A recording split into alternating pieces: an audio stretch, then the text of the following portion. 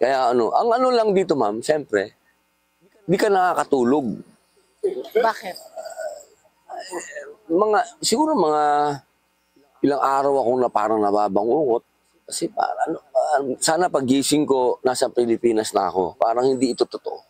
Parang hindi pa rin po kayo makapaniwala Matagal, na ma'am. naaresto talaga si Matagal ma'am, bago ko nanamnam yun. Kasi parang imposible yung nangyari. Ako, nai-imposible yan hanggang ngayon.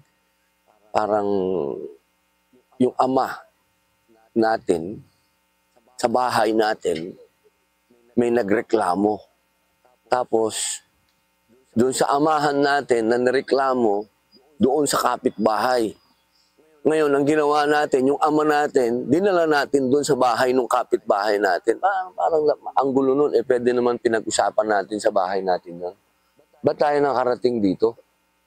Meron tayong sariling batas, meron tayong sariling gobyerno. Hindi ko hanggang ngayon maintindihan. Ano ba to? Local issue ba to? O ito geopolitical issue? Kasi kung ako ay isang vlogger lang, pwede kong isipin na hindi, local politics lang to. Pero hindi, senador ako. Medyo kailangan tingnan ko din ano ba yung mas malawak nitong ganap, di ba?